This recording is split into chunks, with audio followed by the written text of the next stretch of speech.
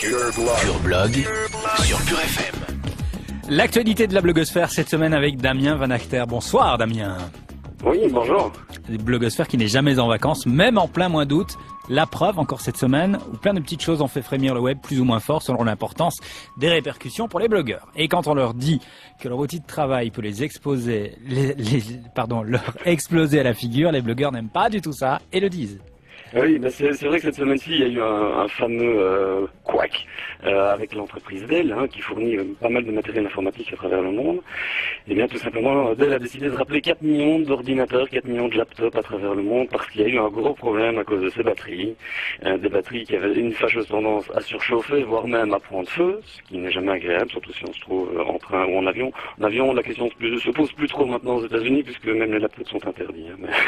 enfin, soit, tout ça pour dire que Dell s'est retrouvé vachement embêté à cause de ça, et donc ils rappellent 4 millions d'ordinateurs. Dell n'avait pas besoin de cet épisode supplémentaire pour tenir son image, parce que c'est une image qui avait déjà été bien écornée par un autre blogueur très important, un des gourous de la blogosphère américaine, Jeff Jarvis, qui ne s'était pas privé à l'époque pour dire tout le mal qu'il pensait du service après-vente de la société. Il avait eu des gros problèmes avec son ordinateur, la firme n'avait pas répondu à ce que lui écrivait sur son blog, et donc il y a eu tout un buzz qui s'est créé sur le web autour de ces problèmes, de ces services après-vente. Il se fait que quelques semaines seulement avant même pas quelques semaines, que dis-je, quelques jours avant ce problème de batterie, eh bien, Dell a ouvert son blog, ce qui leur a permis de communiquer très adéquatement par rapport au problème de batterie qui est survenu. Et on se dit que finalement, ce problème de batterie va peut-être servir Dell quelque part dans son image de marque, parce que déjà, c'est pas eux qui vont payer les frais de ce retour de 4 millions d'appareils, c'est Sony, puisque c'est eux les fabricants des batteries. On parle quand même d'une perte de 200 millions de dollars, enfin, c'est quand même non négligeable.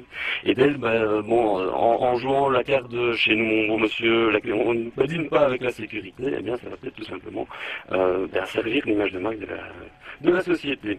Google vient jouer encore un peu plus les troubles faits pour la presse papier, puisque depuis quelques jours, la société propose des coupons de réduction à imprimer via le service Google Maps, qui est accessible depuis l'ordinateur, et puis aussi depuis le téléphone mobile.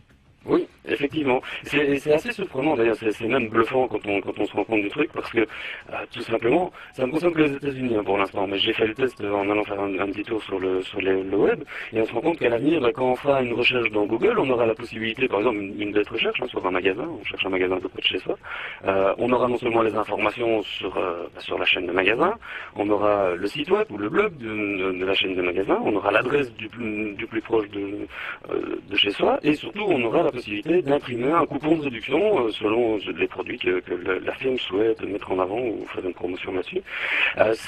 Ça peut paraître anodin, mais c'est quand même vachement important par rapport aux journaux, surtout aux journaux locaux. Aux États-Unis, le business des petites annonces comme ça, des coupons de réduction, ça représente quand même plus d'1 milliard de dollars de chiffre d'affaires par an pour les journaux locaux. Et il y a certains analystes qui eux, voient tout simplement dans cette opération-là la mort de certains journaux locaux qui ne vont pas réussir à s'adapter et à se priver quelque part de cette manne financière que Google va leur souffler sous le nez, parce que forcément les annonceurs préféreront dealer directement avec Google plutôt que de passer par 36 intermédiaires qui chacun au passage prélèvera sa dîme pour pouvoir annoncer. C'est une brillante idée de la part de Google, tout à fait en droite ligne avec la stratégie du groupe. Tout comme celle cette semaine de lancer du Wi-Fi gratuit aux États-Unis. Oui, tout à fait. Sur Mountain View, donc la ville qui abrite le quartier général de Google, ils avaient fait plusieurs tests en juillet, et là ils annoncent le lancement officiel. Wi-Fi gratuit pour tout le monde. C'est aussi simple que ça. Il y a plus de 250 spots qui couvrent toute la ville. Il y a encore des zones qui ne sont pas tout à fait couvertes, mais enfin, quand on voit la carte, c'est assez impressionnant de se rendre compte que, quand on habitera Mountain View, on sera couvert en permanence par le Wi-Fi. Plus besoin de se tracasser de savoir si on est connecté ou pas. Les mails arriveront tout seuls, partiront tout seuls. Un débit visiblement d'1 méga, donc suffisant pour surfer à l'aise. Dans les deux sens. Dans les deux sens, oui, en symétrique. C'est assez intéressant parce que Google, même si dans un premier temps, ici, ils n'ont pas l'air de vouloir jouer le jeu on va mettre de la pub pour essayer de se rémunérer. Il est clair que ça fait partie du business de Google que de se rémunérer par la pub. Et donc, un jour ou l'autre, il faudra s'attendre à ce que ce service-là ne soit pas payant. Ça, il ne le sera sans doute jamais. Mais simplement, il faudra accepter d'avoir une certaine dose de pub qui arrivera soit à la connexion, soit à certains moments donnés dans le soft. On ne sait pas encore trop comment tout ça va se présenter. Mais c'est très intéressant parce que Google a aussi remis une offre de prix pour couvrir San Francisco avec du Wi-Fi. Et on se doute que le restant des États-Unis, voire de l'Europe, pourrait un jour subir le même sort. Moi je trouve ça très intéressant. C'est surtout une grosse épine dans le pied des opérateurs télécoms et des autres fournisseurs d'accès à Internet qui voient là leur business méchamment mis en danger.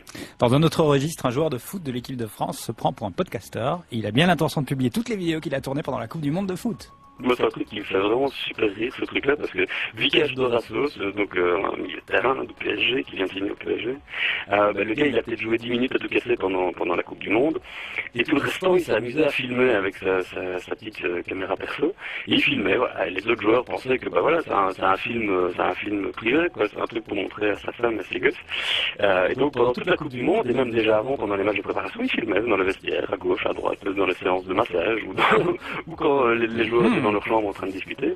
Et il sait que la semaine passée, Dorasso a dit, l'équipe de France, c'est sans moi, j'ai 33 ans, c'est terminé, au revoir les jeunes. De toute manière, tout le monde s'en fout, c'est ce qu'il a dit.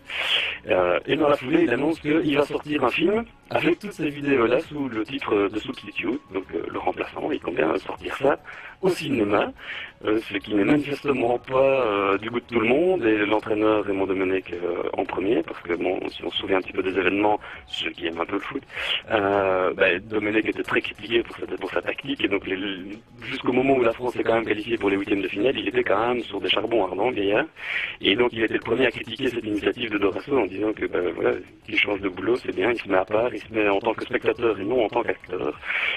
Les autres joueurs ont un peu les boules aussi, parce que manifestement ils ont dû se lâcher contre l'entraîneur en disant des trucs qui n'étaient pas très très catholiques. Et donc on va voir s'il va pouvoir sortir son film.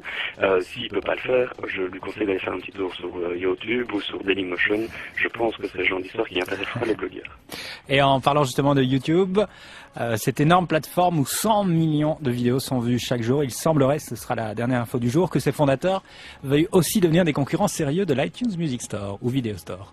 Ouais, c'est en tout cas ce que les analystes financiers de Londres, la City à Londres, estiment pour l'instant, parce qu'il visiblement il y a des déclarations de la part des fondateurs de YouTube qui disent qu'ils veulent tout simplement mettre en ligne gratuitement sur leur service toutes les vidéos, tous les clips musicaux des grands majors. Il y a des discussions qui sont en cours.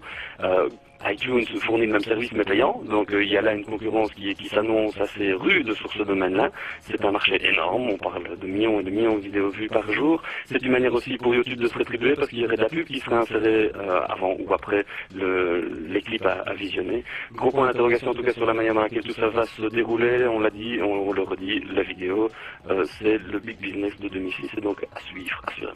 Allez, vite, rapidus, 2 infos. Oui, le président iranien a son blog. Assez comique, d'autant plus que visiblement il bloque sur une solution Microsoft, pour montrer américain primaire, c'est assez gay.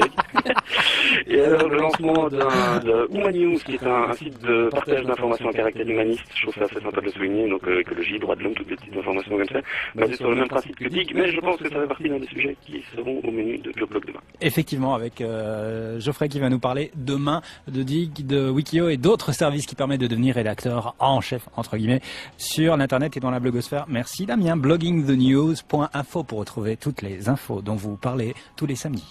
Vous écoutez Pure FM.